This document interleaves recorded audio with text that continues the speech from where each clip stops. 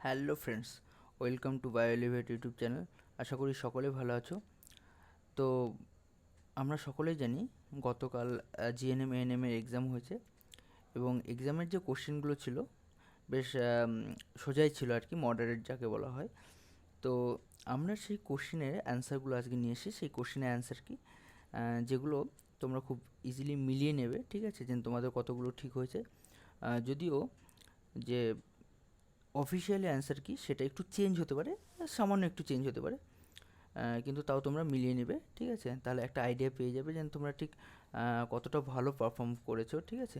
চলো তাহলে আজকে যে কোশ্চেনগুলো দেখবো, যেগুলো এসছিলো, সেগুলো কিন্তু কোনো ডিসক্রাইব করবো না, ঠিক আছে, ডিরেক্টলি অ্যান্সার বলে যাবো, ঠিক আছে। চলো তাহলে শুরু করি আমাদের আজকে ফার্স্ট কোশ্চেন, যে যখন গবেষণাগারে ইনসুলিন প্রস্তুত করা হয় সেই পদ্ধতিকে কী বলা হয়। তাহলে গবেষণাগারে ইনসুলিন প্রস্তুতি সেই পদ্ধতিকে কী বলা হচ্ছে আমাদের জেনেটিক ইঞ্জিনিয়ারিং। তাহলে সেই পদ্ধতিকে আমাদের বলা হয় জেনেটিক ইঞ্জিনিয়ারিং। তারপরে কোশ্চেনে চলে যাই, আমাদের শরীরে নিম্নলিখিত কোন যৌগটি ফ্যাটে দ্রাব্য। টোকোফেরল, নিয়াসিন, ঠিক আছে। আরও দুটো পয়েন্ট ছিল, আরও দুটো পয়েন্টগুলো যদি হয় তাহলে আমরা সেগুলো দেখে নেব। বি নম্বর হচ্ছে থায়ামিন, বি নম্বর হচ্ছে থায়ামিন, থায়ামিন। আর ডি নম্বর হচ্ছে সাইটোসিন, সাইটোসিন, ঠিক আছে। তাহলে এই চারটার মধ্যে কোনটা ফ্যাটে দ্রবীভূত। তো আমরা জানি যে ফ্যাটের দ্রবীভূত যেগুলো ছিল সেগুলো হচ্ছে এ ডি, কী আমাদের যে ফ্যাটের দ্রবীভূত যেগুলো ছিল এ ডি ই কে, এগুলো হচ্ছে ফ্যাটের দ্রবীভূত, ঠিক আছে। তাহলে আমাদের সঠিক উত্তর হয়ে যাবে এখানে টোকোফেরল, টোকোফেরল হচ্ছে আমাদের সঠিক উত্তর হয়ে যাবে। তারপরের কোশ্চেনে চলে যাই, নিম্নলিখিত কোনটি নাইট্রোজেনযুক্ত খাঁটি ডিএনএতে থাকে না। তাহলে আমরা জানি ডিএনএতে কী থাকে না, কেবলমাত্র ইউরাসিল থাকে না, ডিএনএতে ইউরাসিল থাকে না, ডিএনএতে থাকে কী কী, এটি অ্যান্ড জি সি, এগুলো থাকে ডিএনএতে, ঠিক আছে, ইউরাসিল থাকে না। তারপরের কোশ্চেনে চলে যায়, নিম্নলিখিত কোন পরিপাককারী উৎসেচক আম্লিক মাধ্যমে কাজ করতে পারে। তাহলে এখানে যে উৎসেচকগুলো দেওয়া আছে টিপসিন, ইরিপসিন, পেপসিন, ফ্রেনিন, এগুলোর মধ্যে কোনটি আম্লিক মাধ্যমে কাজ করতে পারে। আমাদের পেপসিন কিন্তু আম্লিক মাধ্যমে কাজ করতে পারে, ঠিক আছে, পেপসিন কিন্তু আমাদের আম্লিক মাধ্যমে কাজ করতে পারে। তারপরে কোশ্চেনে চলে যায়, নিম্নলিখিত কোন পরিপাকী উৎসেচকটি আম্লিক মাধ্যমে কাজ করতে পারে না, সরি এটা ডবল হয়ে গেছে, আমাদের পেপসিন, ঠিক আছে। তারপরে চলে যায়, নিম্নলিখিত কোন যৌগটি যকৃতের হিমোগ্লোবিন থেকে উৎপন্ন হয় না। তাহলে দেখো হিম মানে হিমোগ্লোবিনের মধ্যে হিম আছে, বিলিভার্ডিন এটাও তৈরি হয়, বিলিরুবিন এটাও তৈরি হয়। তাহলে আমাদের লেসিথিন কেবলমাত্র উদ্ভিদ দেহে থাকে, এটা কিন্তু কোনোভাবেই তৈরি হয় না, কারণ এখানে না বলেছে। তারপরে কোশ্চেন চলে যায়, বর্তমানে ভারতবর্ষে কয়টি পারমাণবিক কেন্দ্র আছে। তাহলে এখানে আমরা 6টি দেবো, কারণ অ্যাকচুয়ালি উত্তর হয় 7টি, কিন্তু আমরা 6টি দেবো এখানে, কারণ হচ্ছে 6টি আছে। যদি এটা চেঞ্জ হতে পারে অ্যান্সারটা একটু দেখে নেবে। তারপরের কোশ্চেনে চলে যাই, সঠিক ক্রমটি নির্বাচন করো। যে এখানে যে সঠিক ক্রম সেটা নির্বাচন করতে বলছে, তাহলে কোনটা হবে। তাহলে আমাদের ফার্স্ট হচ্ছে উদ্দীপক, গ্রাহক, সেন্সারি নিউরন, কেন্দ্রীয় স্নায়ুতন্ত্র, মোটর নিউরন, কারক ও সাড়া প্রদান। তাহলে আমাদের সঠিক উত্তর হয়ে যাবে বি নম্বরটা। তারপরে কোশ্চেনে চলে যায়, কোনটি কোষ চক্রের কোনো চেক পয়েন্ট নয়। তাহলে আমরা জানি এস দশায় কোনো চেক পয়েন্ট থাকে না, তার মানে আমাদের সঠিক উত্তর হয়েছে ডি নম্বরটা, এটা কোনো চেক পয়েন্ট থাকবে না। তারপরে কোশ্চেন চলে যায়, নিম্নলিখিত কোনটি একটি খাদ্য শৃঙ্খলের গঠন। তাহলে খাদ্য শৃঙ্খলের গঠন হতে গেলে পরে আমরা জানি যে উৎপাদক লাগবে ঘাস, তার মানে ছাগল এবং মানুষ, ঠিক আছে। তাহলে ঘাসকে খাচ্ছে ছাগল, ছাগলকে খাচ্ছে মানুষ, তাহলে এইটাই কেবলমাত্র একটা খাদ্য শৃঙ্খল। তারপরে কোশ্চেনে চলে যায়, নিম্নলিখিত কোনটি মানবদেহের জননতন্ত্রের অংশ নয়, স্ত্রী জননতন্ত্রের অংশ নয়। তাহলে জরায়ু মেয়েদের থাকে, ফ্যালোপিয়ান টিউবে মেয়েদের থাকে, ডিম্বাশয় মেয়েদের থাকে। তাহলে সঠিক উত্তর ভাস ডিফারেন্স, তাহলে সঠিক উত্তর হচ্ছে সি নম্বরটা, সঠিক উত্তর সি নম্বরটা।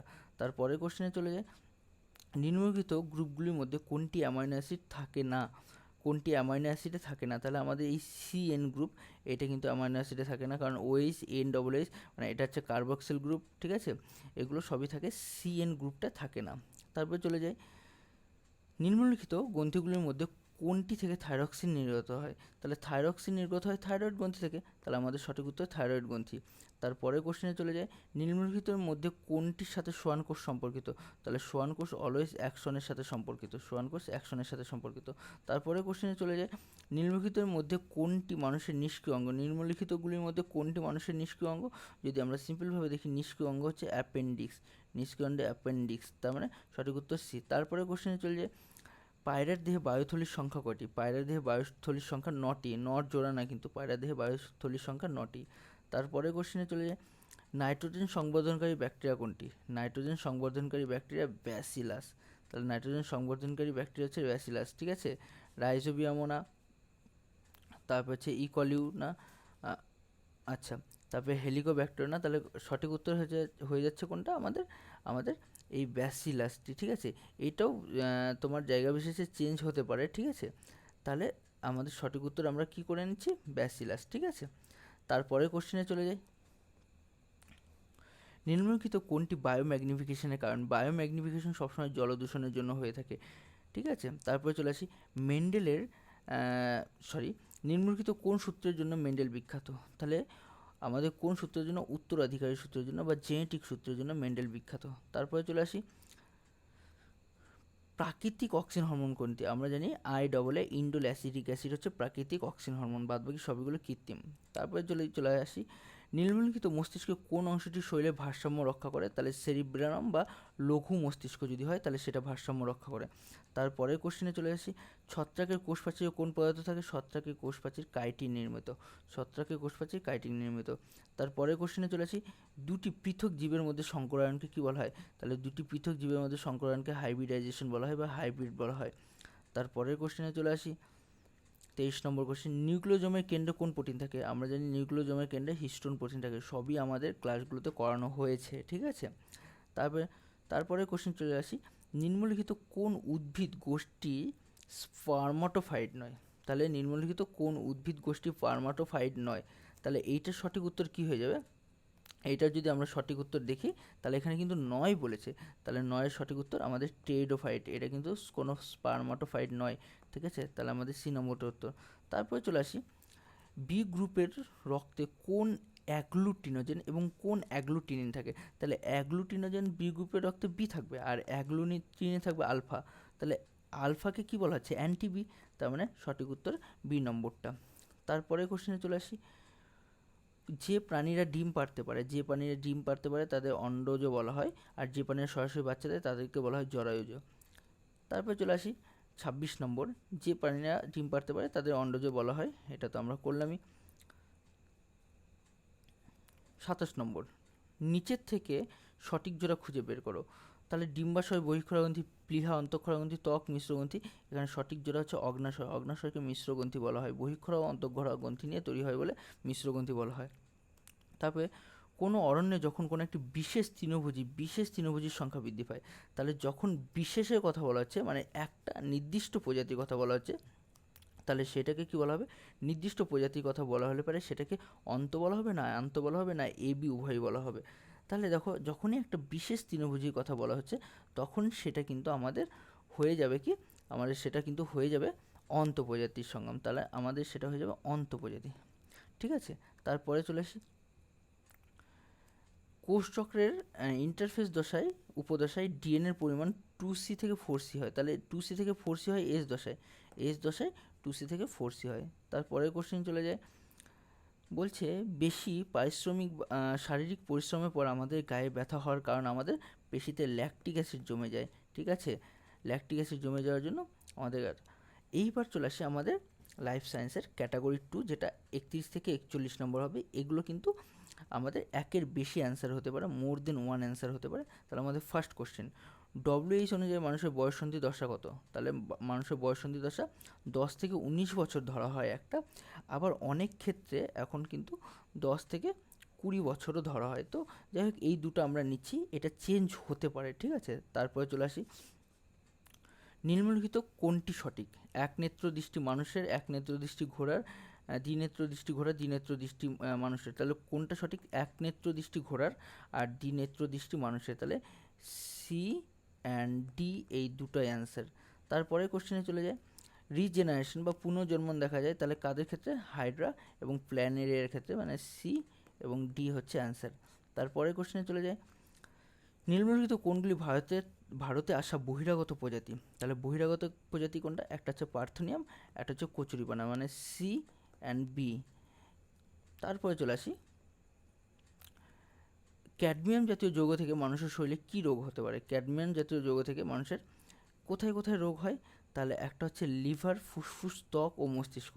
তাহলে যদি দেখি এখানে সঠিক উত্তর কোনটা হতে পারে, তাহলে লিভার, ক্যান্সার, ত্বক এবং মস্তিষ্ক। এর মধ্যে যদি দেখি তাহলে আমাদের কি হবে অ্যান্সারটা? তাহলে এই যে কোশ্চেনগুলো আছে এগুলো কিন্তু আমরা সবটাই কিন্তু করিয়েছি, ঠিক আছে? ক্যাডমিয়াম, তারপর হচ্ছে তোমার পারদ, সীসা, এগুলো সমস্ত কিছু কিন্তু আমাদের করানো হয়েছে, ঠিক আছে? তাহলে এই ক্যাডমিয়াম দূষণে কিন্তু ত্বকের ক্যান্সার কিন্তু হচ্ছেই না, তাহলে আমাদের কী কী হচ্ছে? ফুসফুসের ক্যান্সার হতে পারে আর লিভারের ক্যান্সার হতে পারে। তাহলে সঠিক হচ্ছে বি অ্যান্ড ডি নম্বরটা সঠিক উত্তর হয়ে যাচ্ছে। তারপরের কোশ্চেন, 36 নম্বর কোশ্চেন, নিম্নলিখিত কোন স্থানগুলি বাঘ সংরক্ষণ প্রকল্প? তাহলে বাঘ সংরক্ষণ প্রকল্প দেখি, যদি কানহা আর একটা হচ্ছে বান্ধবগড়, তাহলে হচ্ছে C and B and C, সঠিক উত্তর বি অ্যান্ড সি। তারপরের কোশ্চেনে চলে যায় 37 নম্বর, বিপাকীয় গোলযোগ যে সমস্ত অঙ্গের কাজের উপর নির্ভর করে? তাহলে বিপাকীয় গোলযোগ অবশ্যই অগ্ন্যাশয়, আর এখানে কি যকৃতের উপর হবে। হৃৎপিণ্ড তো বিপাকী কাজে অংশগ্রহণ করে না। তারপরে কোশ্চেন চলে যায়, পরিণত অবস্থায় কোন স্থায়ী কলা জীবিত? তাহলে জীবিত স্থায়ী কলা বলা হয়েছে, পরিণত অবস্থায় কোন স্থায়ী কলা জীবিত। তাহলে এইটা কি হবে? যদি জীবিত দেখি তাহলে এখানে বলেছে কোন স্থায়ী কলা, তাহলে এখানে যতগুলো দেওয়া আছে প্রায় সমস্ত স্থায়ী কলা। তাহলে 1 নম্বর হবে আমাদের প্যারেনকাইমা আর কোলেনকাইমা, এই দুটোই জীবিত, তার মানে বি অ্যান্ড ডি নম্বরটা সঠিক উত্তর। তারপর চলে আসি 39 নম্বর, অক্সিজেনেটেড ব্লাড যে অংশ দ্বারা হৃৎপিণ্ডে প্রবেশ করে, যে অংশ দ্বারা হৃৎপিণ্ডে প্রবেশ করে, তাহলে ডান অলিন্দ, ডান নিলয়, বাম অলিন্দ, বাম নিলয়, তাহলে কোনটা দিয়ে হৃৎপিণ্ডে প্রবেশ করবে? তাহলে অবশ্যই আমাদের কোন অলিন্দ দিয়ে? বাম অলিন্দ দিয়ে হৃৎপিণ্ডে প্রবেশ করবে। অক্সিজেনেটেড ব্লাড বাম অলিন্দ দিয়ে হৃৎপিণ্ডে প্রবেশ করবে। তারপরে চলে আসি 40 নম্বর অ্যান্ড আজকের লাস্ট কোশ্চেন, অ্যামিবার খাদ্য গ্রহণ ও জল গ্রহণ পদ্ধতিকে কী বলা হয়? খাদ্য গ্রহণ এবং জল গ্রহণ পদ্ধতিতে আমাদের ফ্যাগোসাইটোসিস অ্যান্ড পিনোসাইটোসিস পদ্ধতিতে হয়। তো যাই হোক, এই ছিল আমাদের টোটাল কোশ্চেন, ঠিক আছে? আজকে মানে গতকাল জিএনএম এএনএমের যে এক্সামের কোশ্চেনগুলো ছিল এগুলো আমরা টোটালটা সলভ করে নিলাম, এবং তোমরা এগুলোকে মিলিয়ে নেবে তোমাদের সাথে কতগুলো মিলছে। তো ভিডিওটা দেখার জন্য সবাইকে অনেক অনেক ধন্যবাদ, ঠিক আছে? সবাই ভালো থেকো, সুস্থ থেকো।